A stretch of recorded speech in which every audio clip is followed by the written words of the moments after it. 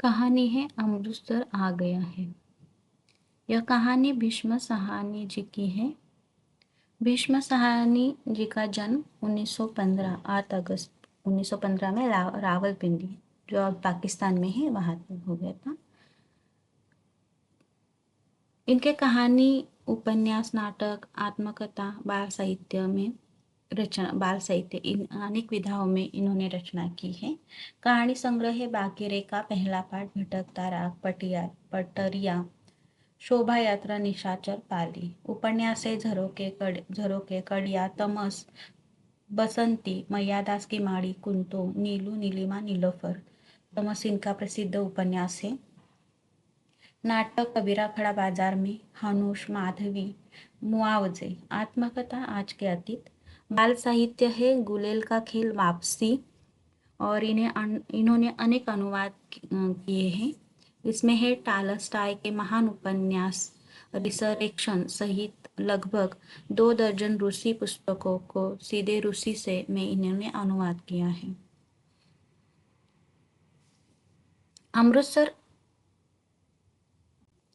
अमृतसर आ गया, ये जो है कहानी भारत पाक विभाजन की पृष्ठभूमि पर आधारित एक प्रसिद्ध कहानी है, जो पाकिस्तान से अमृतसर की यात्रा कर रहे शरणार्थियों के समूह के अनुभव और उनको जो झेलनी पड़ी थी भयावहता को दर्शाता है।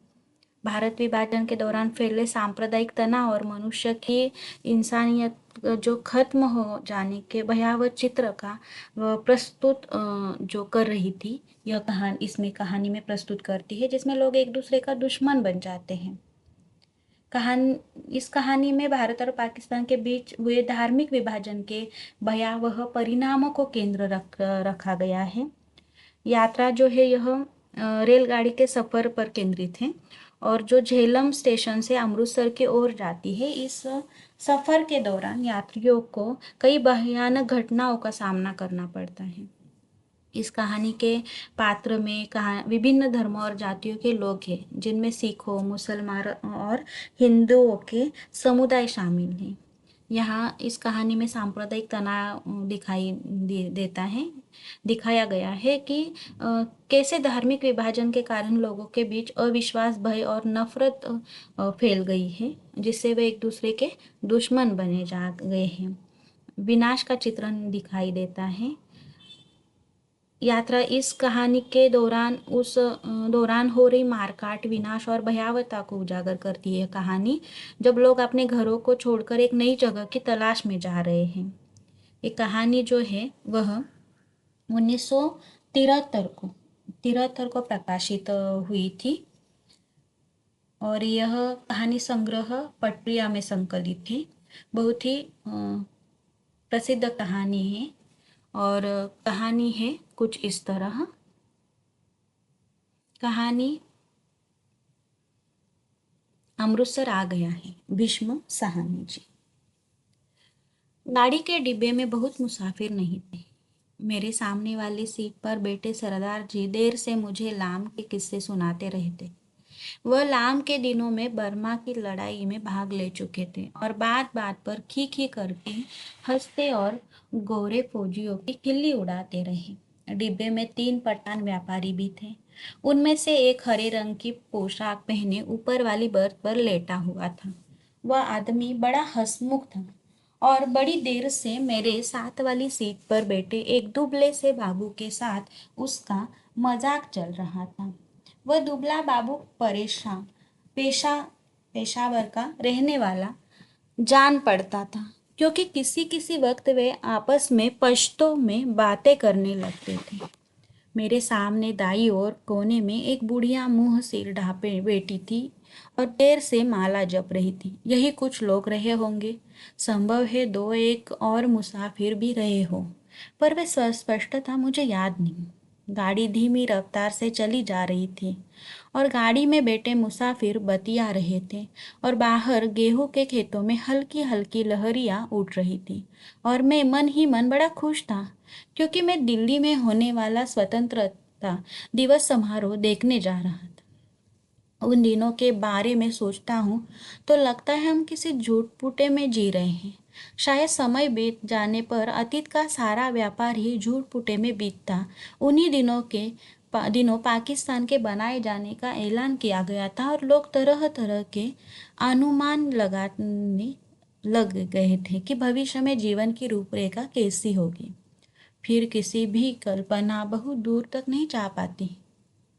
मेरे सामने बैठे सरदार जी बार बार मुझसे पूछ रहे थे कि पाकिस्तान बन जाने पर जिन्ना साहिब बम्बई में ही रहेंगे या पाकिस्तान में जाकर बस जाएंगे। और मेरा हर बार यही जवाब होता, बम्बई क्यों छोड़ेंगे, पाकिस्तान में आते जाते रहेंगे। बम्बई छोड़ देने में क्या तुक है। लाहौर और गुरदासपुर के बारे में भी अनुमान लगाए जा रहे थे कि कौन सा शहर किस ओर जाएगा। मील बैठने मील बैठने के ढंग में, गपशप में, हंसी मजाक में कोई विशेष अंतर नहीं आया था।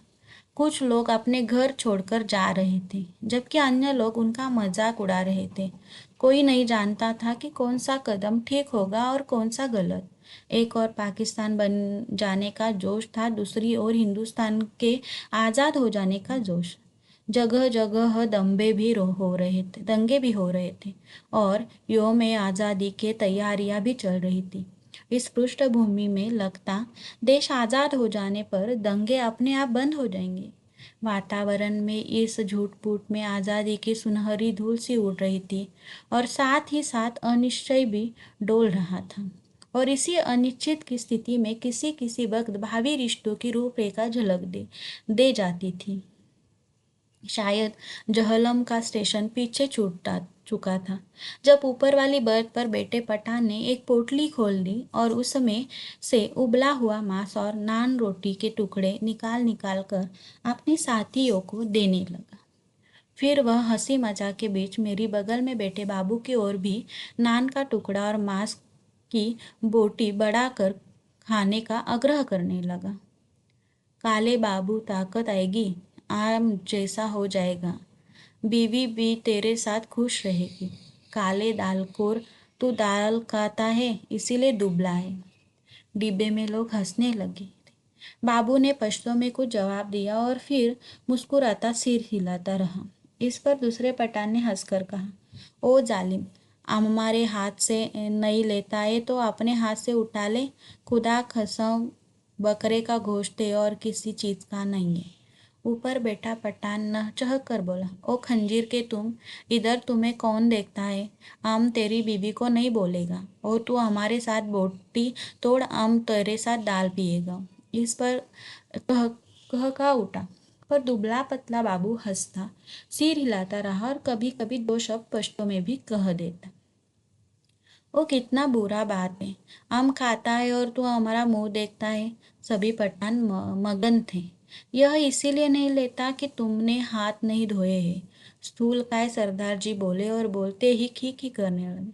अर्ध लेटी मुद्रा में बैठे सरदार जी की आधी तोंद सीट के नीचे लटक रही थी। तुम अभी सोकर उठे हो और उठते ही पोटली खोलकर खाने लग गए हो, इसीलिए बाबूजी तुम्हारे हाथ से नहीं लेते। और कोई बात नहीं। और सरदार जी ने मेरी ओर देखकर आंख मारी और फिर खी करने लगे।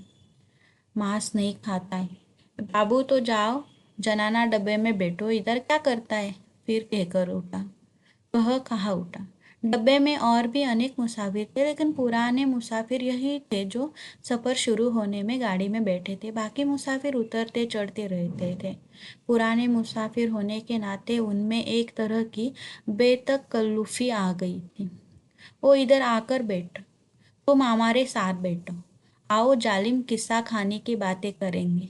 तभी किसी स्टेशन पर गाड़ी रुकी थी और नए मुसाफिरों का रेला अंदर आ गया था। बहुत से मुसाफिर एक साथ अंदर घुसते चले आए थे। कौन सा स्टेशन है, किसी ने पूछा। वजीराबाद है शायद, मैंने बाहरी की ओर देखकर कहा। गाड़ी वहां थोड़ी देर के लिए खड़ी रही, पर छूटने से पहले एक छोटी सी घटना घटी। एक आदमी साथ वाले डिब्बों से में पानी लेने उतरा और नल पर जाकर पानी लोटे में भर रहा था। तभी वह भागकर अपने डिब्बे की ओर लौट आया। छलछलाते लोटे में से पानी गिर रहा था, लेकिन जिस ढंग से वह भागा था उसी ने बहुत कुछ बता दिया था। नल पर खड़े और लोग भी, 3-4 आदमी रहे होंगे, इधर उधर अपने अपने डिब्बे की ओर भाग गए थे। इस तरह घबरा कर भागते लोगों को मैं देख चुका था। देखते ही देखते प्लेटफॉर्म खाली हो गया, मगर डिब्बे के अंदर अभी भी हंसी मजाक चल रहा था। कहीं कोई गड़बड़ है, मेरे पास बैठे दुबले बाबू ने कहा। कहीं कुछ था, लेकिन क्या था कोई भी स्पष्ट नहीं जानता था। मैं अनेक दंगे देख चुका था, इसीलिए वातावरण में होने वाली छोटी सी तब्दील को भी भाप गया था। भागते व्यक्ति, खटाक से बंद होते दरवाजे, घरों की छतों पर खड़े लोग, चुप्पी और सन्नाटा सभी दंगों के चिन्ह थे। तभी पिछले दरवाजे की ओर से, जो प्लेटफॉर्म की ओर न खुलकर दूसरी ओर खुलता था, हल्का सा शोर हुआ। कोई मुसाफिर अंदर घुसना चाह रहा था। कहाँ घुसा आ रहा है? नहीं है जगह, बोल दिया जगह नहीं है, किसी ने कहा। बंद करो जी दरवाजा। यो ही मुंह उठाए घुसे आते हैं आवाजें आ रही थी। जितनी देर कोई मुसाफिर डिब्बे के बाहर खड़ा अंदर आने की चेष्टा करता रहे, अंदर बैठे मुसाफिर उसका विरोध करते रहते। पर एक बार जैसे जैसे तैसे वह अंदर आ जाए तो विरोध खत्म हो जाता है और वह मुसाफिर जल्दी ही डिब्बे की दुनिया का निवासी बन जाता है। और अगले स्टेशन पर वही सबसे पहले बाहर खड़े मुसाफिरों पर चिल्लाने लगता है, नहीं है जगह, अगले डिब्बे में आ जाओ, गुस्से आ तेज है। दरवाजे पर शोर बढ़ता जा रहा था। तभी मैले कुचले कपड़ों और लटकती मूछों वाला एक आदमी दरवाजे में से अंदर घुसता दिखाई दिया। चिकट मेल के कपड़े, जरूर कहीं हलवाई की दुकान करता होगा। वह लोगों की शिकायतों आवाजों की ओर ध्यान दिए बिना दरवाजे की ओर घूम कर बड़ा सा काले रंग का संदूक अंदर की ओर घसीटने लगा। आ जाओ, तुम भी चढ़ जाओ, वह अपने पीछे किसी से कहे जा रहा था। तभी दरवाजे में एक पतली सूखी सी औरत नजर आई और उससे पीछे 16 तो 17 बरस की सांवली सी एक लड़की अंदर आ गई। लोग अभी भी चिल्लाए जा रहे थे। सरदार जी को कूल्हे के बल उठ कर बैठना पड़ा। बंद करो जी दरवाजा, बिना पूछे चढ़े आते हैं, अपने बाप का घर समझ रखा है, मत घुसने दो जी, क्या करते हो, धकेल दो पीछे। और लोग भी चिल्ला रहे थे। वह आदमी अपना सामान अंदर घसीटे जा रहा था और उसकी पत्नी और बेटी संडास के दरवाजे के साथ लगकर खड़े थे। और कोई डिब्बा नहीं मिला। औरत जात को भी यहाँ उठा लाया है। वह आदमी पसीने से तर था और हाँफता हुआ सामान अंदर घसीटे जा रहा था। संदूक के बाद रस्सियों से बंधी खाट की पाटियों अंदर खींचने लगा। टिकट है जी मेरे पास, मैं टिकट नहीं हूँ। इस पर डिब्बे में बैठे बहुत से लोग चुप हो गए। पर बर्थ पर बैठा पठान उछक कर बोला, निकल जाओ इधर से, देखता नहीं है इधर जगह नहीं है। और पठान ने आओ देखा न ताव आगे बढ़कर ऊपर से ही उस मुसाफिर के लात जमा दी। पर लात उस आदमी को लगने के बजाय उसकी पत्नी के कलेजे में लगी और वही हाय हाय करती बैठ गई। उस आदमी के पास मुसाफिरों के साथ उलझने के लिए वक्त नहीं था। वह बार बार अपना सामान अंदर घसीटे जा रहा था, पर डिब्बे में मौन छा गया। खाट की पार्टियों के बाद बड़ी बड़ी गठरियाँ आई। इस पर ऊपर बैठे पठान की सहन क्षमता चूक गई। निकालो इसे, कौन ने है, वह चिल्लाया। इस पर दूसरे पठान ने, जो नीचे की सीट पर बैठा था, उस आदमी का संदूक दरवाजे में से नीचे धकेल दिया, जहां लाल वर्दी वाला एक कुली खड़ा सामान अंदर पहुंचा रहा था। उसकी पत्नी के चोट लगने पर कुछ मुसाफिर चुप हो गए थे। केवल कौन में बेटा बुढ़िया बुढ़िया कर लाए जा रही थी। ए नेकबख्तो, बैठने दो, आ जा बेटी, तू मेरे पास आ जा, जैसे तैसे सफर काट लेंगे, छोड़ो वे जाली में, बैठने दो। अभी आधा सामान ही अंदर आ पाया होगा जब सहसा गाड़ी सरकने लगी। छूट गया, सामान छूट गया, वह आदमी बदहवास सा होकर चिल्लाया।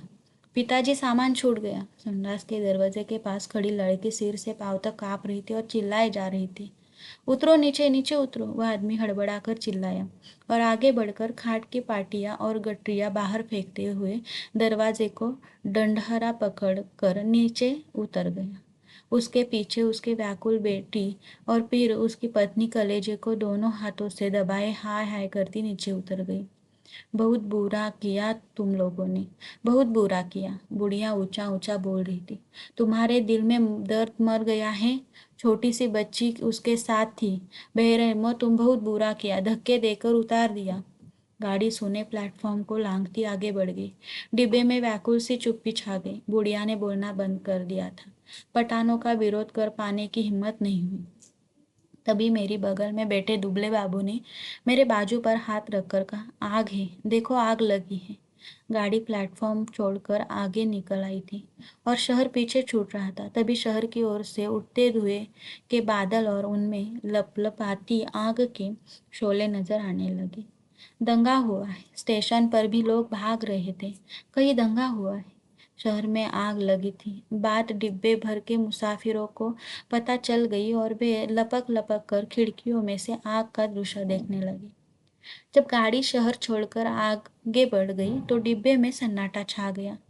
मैंने घूमकर डिब्बे के अंदर देखा। दुबले बाबू का चेहरा पीला पड़ गया था और माथे पर पसीने की परत किसी मुर्दे के माथे की तरह चमक रही थी। मुझे लगा जैसे अपनी अपनी जगह बैठे सभी मुसाफिरों ने अपने आसपास बैठे लोगों का जायजा ले लिया है। सरदार जी उठकर मेरी सीट पर आ बैठे।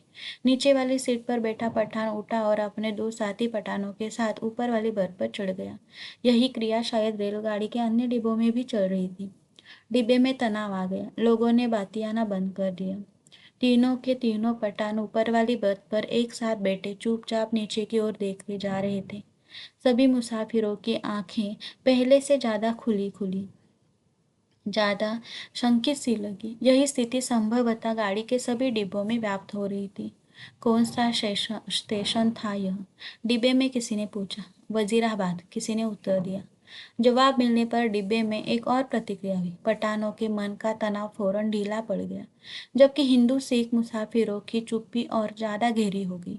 एक पठान ने अपनी वास्कट की जेब में से नस्वार की डिब्बियां निकाली और नाक में नस्वार चढ़ाने लगा। अन्य पठान भी अपनी अपनी डिब्बियां निकालकर नस्वार चढ़ाने लगे। बुढ़िया बराबर माला जपे जा रही थी। किसी किसी वक्त उसके बुदबुदाते होठ नजर आते। लगता उनमें से कोई खोखली सी आवाज निकल रही है। अगले स्टेशन पर जब गाड़ी रुकी तो वहां भी सन्नाटा था। कोई परिंदा तक नहीं फड़क रहा था। हाँ, एक भिजती पीठ पर पानी पीने की मशक्कत लादे प्लेटफॉर्म लांघकर आया और मुसाफिरों को पानी पिलाने लगा। लो पियो पानी, पियो पानी, पियो पानी। औरतों के डिब्बे में से औरतें और बच्चों के अनेक हाथ बाहर निकले आए थे।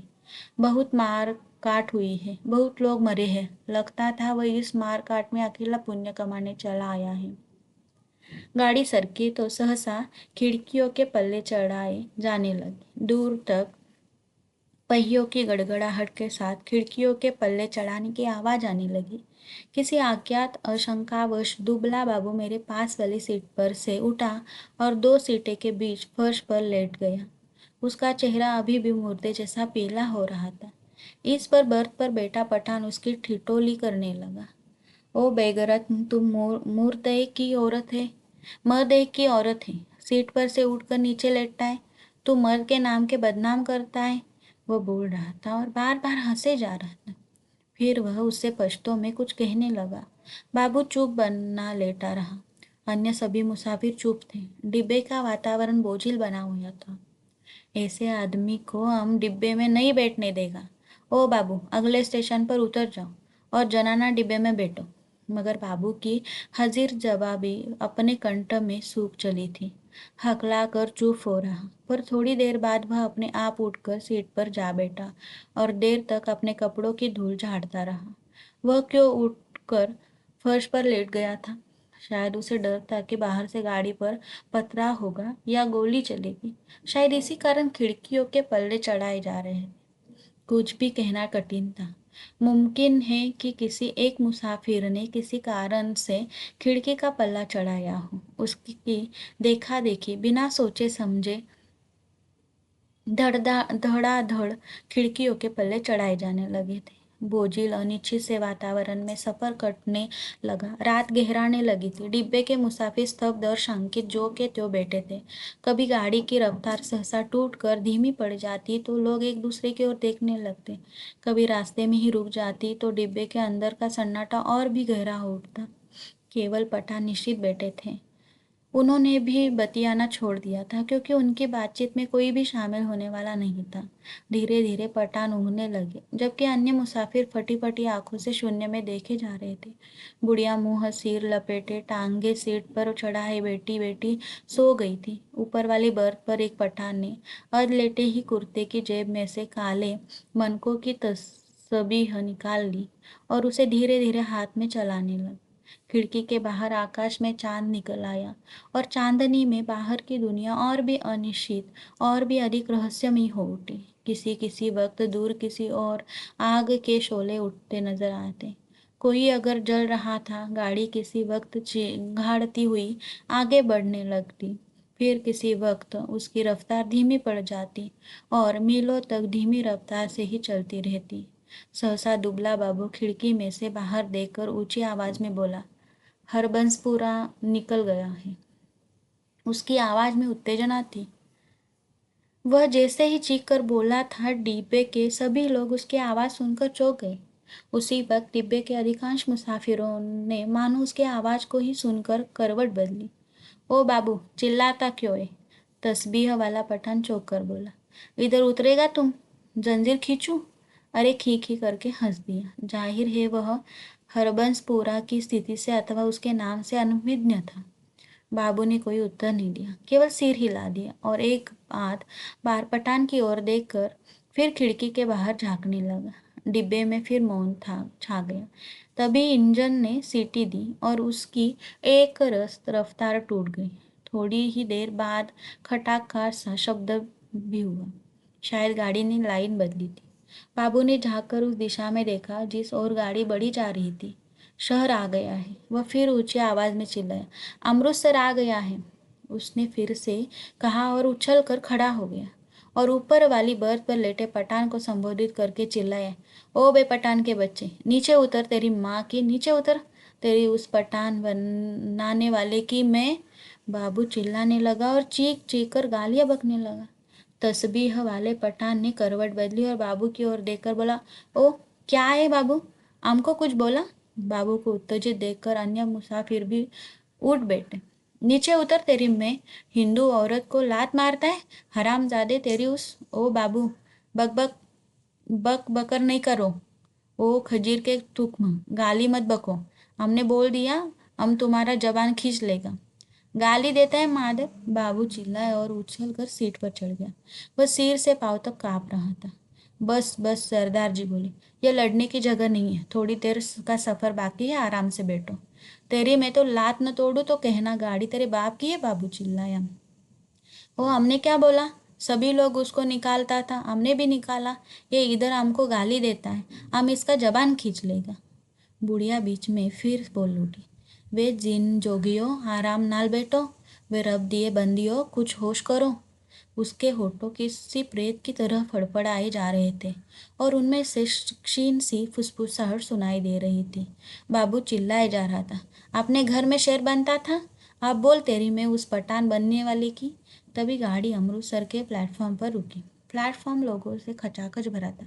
प्लेटफॉर्म पर खड़े लोग झांक झांक कर डिब्बों के अंदर देखने लगे। बार बार लोग एक ही सवाल पूछ रहे थे, पीछे क्या हुआ है, कहाँ पर दंगा हुआ है।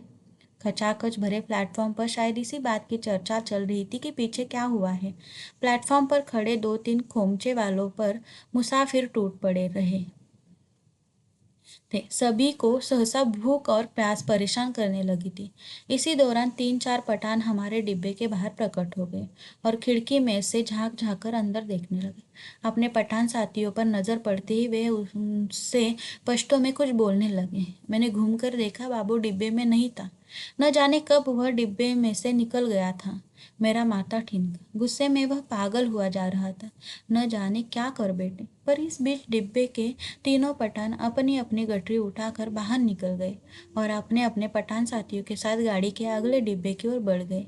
जो विभाजन पहले प्रत्येक डिब्बे के भीतर होता रहा था, अब सारी गाड़ी के स्तर पर होने लगा था।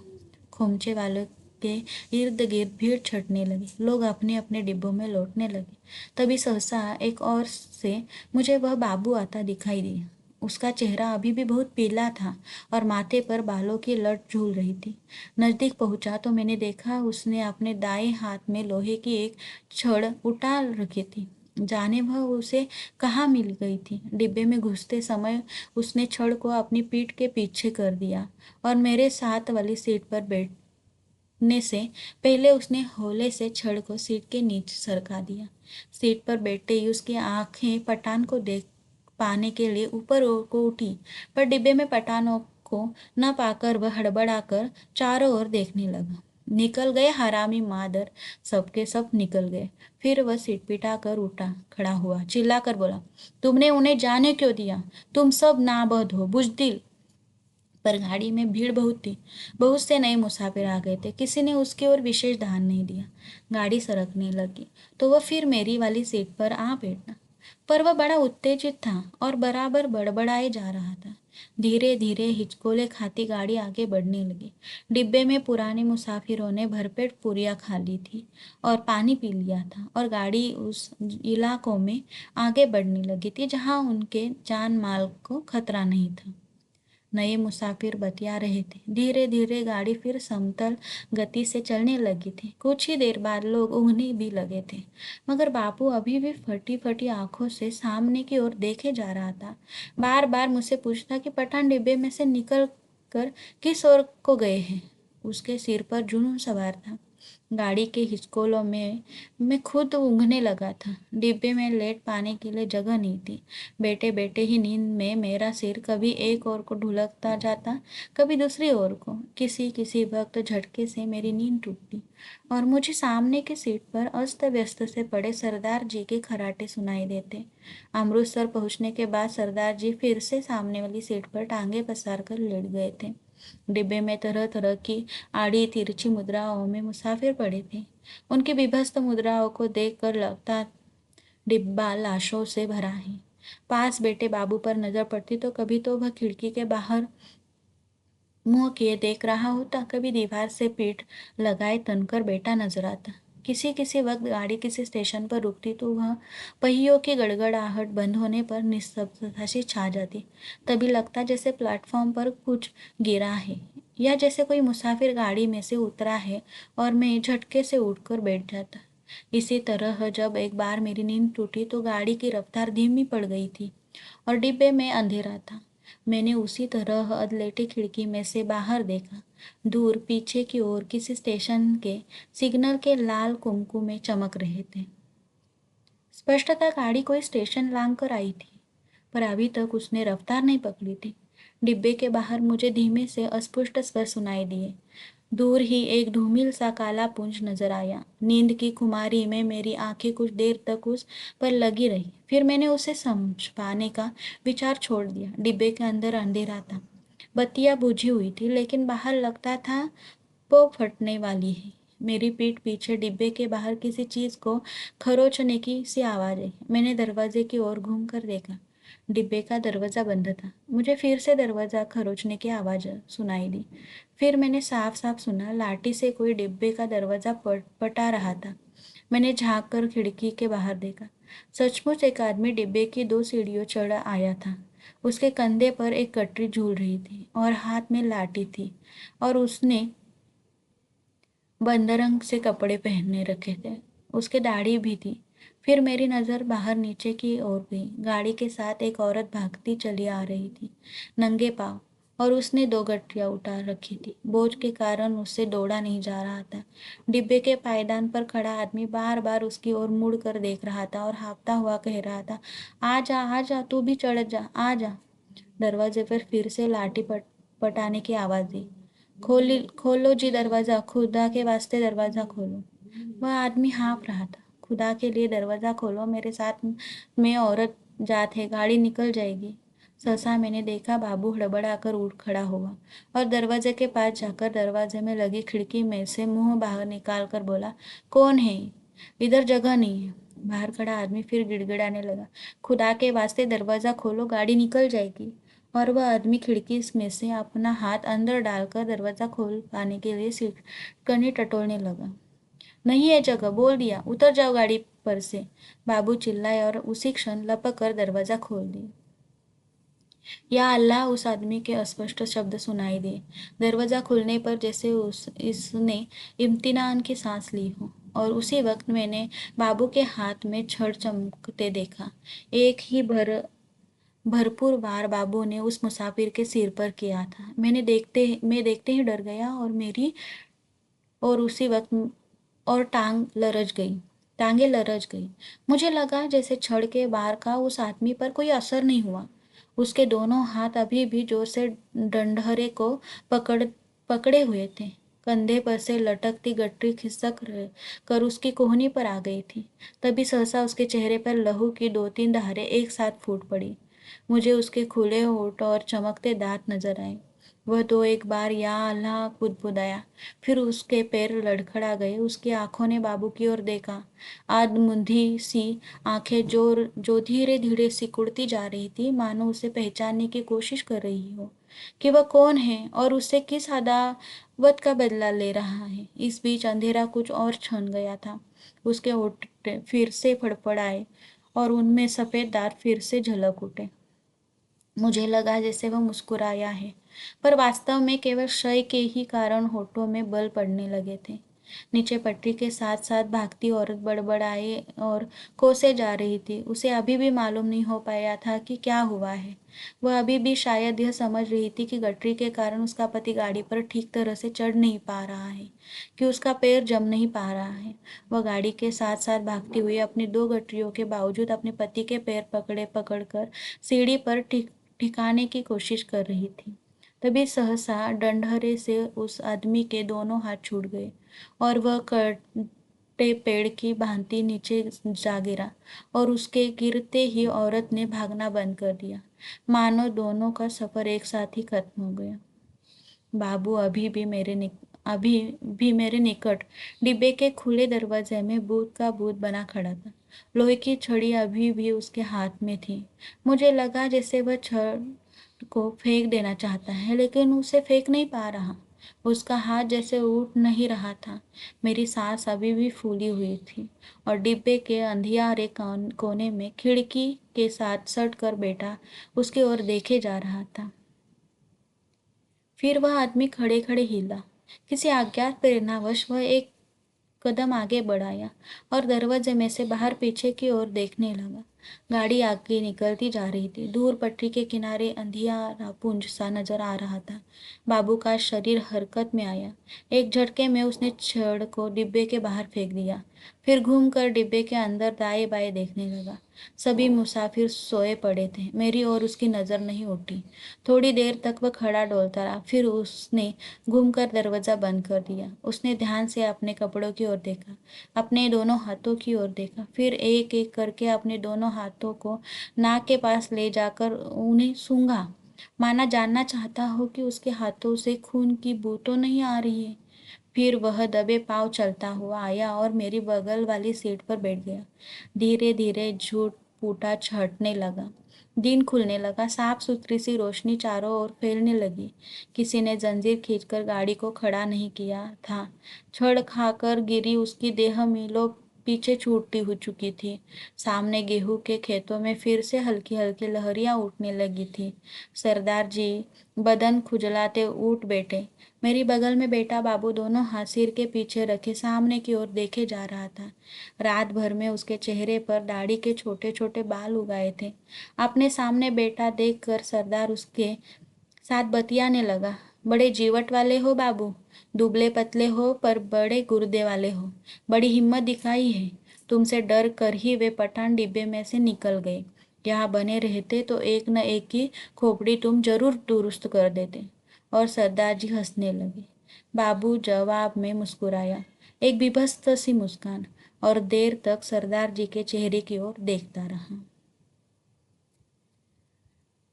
तो ये थी कहानी अमृतसर आ गया। ये कहानी यहाँ पर समाप्त होती है। धन्यवाद।